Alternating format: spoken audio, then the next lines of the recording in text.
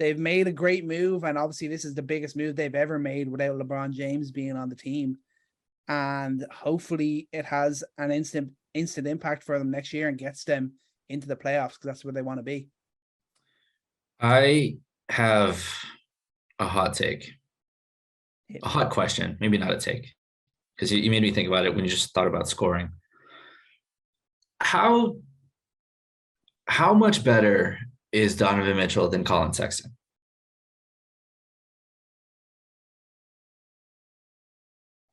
I mean, I guess you have to say he's been in the league.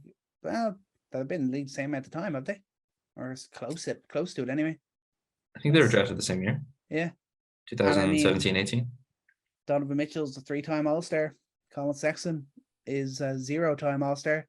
Donovan Mitchell has been to the playoffs. He's looked good. He actually shown an ability to score better the longer Jazz postseason runs went. So, I mean, you have to say, at this very stage, he is a significantly better player than Sexton, especially on the offensive end. On the offensive, so that's what I want to get into. So defensively, my feeling, I don't have. I think comparing bad defensive players by advanced metrics is often it's a pretty noisy thing to do. And I think just we can easily say, even if you really want to say that Donovan Mitchell can be a better defender right now, Donovan Mitchell is not a plus defender. He's a bad defender, probably out of choice, I think. But in terms of impact, he's not a better defender than Colin Sexton. And I think Colin Sexton actually brings it defensively. So if anyone's going to get better, I'd have more faith that Colin Sexton gets better at defense. But offensively, who's a more efficient 3-point shooter? Who do you think? Sexton, surprisingly, on higher volume, Donovan Mitchell by basically 1%.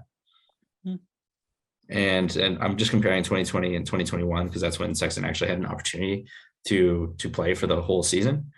He scored just about 2 points less, and I think they're both pretty equal playmakers. They're not primary playmakers. Sexton's got better as a passer.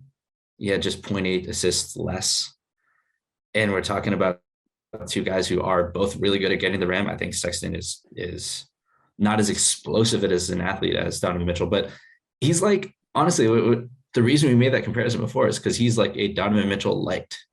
He's a couple steps behind Donovan Mitchell, but not a radically different player. And that makes me think okay, you have Garland, you have Allen, most of all, you have Mobley, and you have all your assets. Was Donovan Mitchell the guy that you absolutely needed on this team when you already had a light version of that for the purpose of offense? Was Donovan Mitchell the piece you needed to become the contender in the East, or one of the contenders in the East? I think he was the guy available, and I think based off what happened last year and maybe their feelings of where Colin Sexton's health might be at after last year, I think he was the guy. I think you think of that level and that ability to score, and the fact that he's shown it in a team that have competed at the top of the Western Conference over the last few years. It is the right move, and he is the kind of guy that can provide that little bit of difference to the team, especially before Mobley really hits his stride. I'm not expecting Mobley to really hit his stride this year, but maybe the following season or the year after that, then you really expect to see if he is the star that he looks like he could be. So you're not going to say this makes them contenders or anything. There won't be that until Mobley really starts to hit his stride in this league. But I think he was the guy who was available. They were never going to make a move for Kevin Durant or anything like that.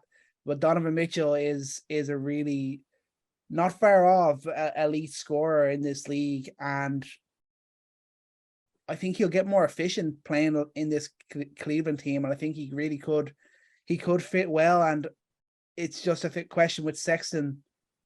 Was he ever going to get up to that level, that all-star sort of level? I guess they believed that they'd seen enough and that he wasn't going to get there, so they had to try and make the move for a guy who's already done it. Yeah, and I will say, so basketball on the court, and when you talk to teams, if you talk to a coach, talk to players about like this sort of stuff, it would get much more specific. So I think that's a specific one, because when we talk about Mobley, and also when you talk about Allen, you talk about two big guys, two really good rim runners, and I think Mobley's going to be so much more than that. And Donovan Mitchell, he's a guy that's played effectively. When he does play effectively, he plays really well with Rudy Gobert, an elite lob threat. And Sexton hasn't been that guy, but I'll also counter that to say that, I mean, who is he going to lob to in his career? Like Kevin Love? Like he didn't really have a pick and roll partner like that. But Donovan Mitchell has, and he's done it in playoff situations. He's done it throughout regular seasons. He's become all-stars through that kind of pick and roll play. And Garland is that kind of guy. And Mitchell, look, Garland is going to be that at a top 5 point guard level. Donovan Mitchell adds that at a elite level, I believe. I mean, you can't have him run a ton of offense, I don't think. But when you have him run pick and roll, I mean, he's your secondary option, I think, on offense. And that's another thing I want to talk about. Is he the first option now? Is this his team? That's an interesting one. Now, I guess you probably would have to say that he is, more so because of the fact that Garland is more so the playmaker, and Donovan Mitchell is almost certainly going to be the lead scorer on the team. So you kind of look at it in that sense, and you kind of have to say it probably is his team now. But I don't think it'll be obvious. It won't be like when LeBron was in there, or the early days of Kyrie, or anything like that. I think on the outside looking in, everyone will think of it as Donovan Mitchell's team, but I think on the whole, it'll be very much based around the idea of the whole team contributing and showing the best versions of themselves. Thanks for watching Coast to Coast on YouTube. For full episodes, check out the show wherever you get your podcasts. And for all the best hot takes, subscribe to the Coast to Coast YouTube channel below.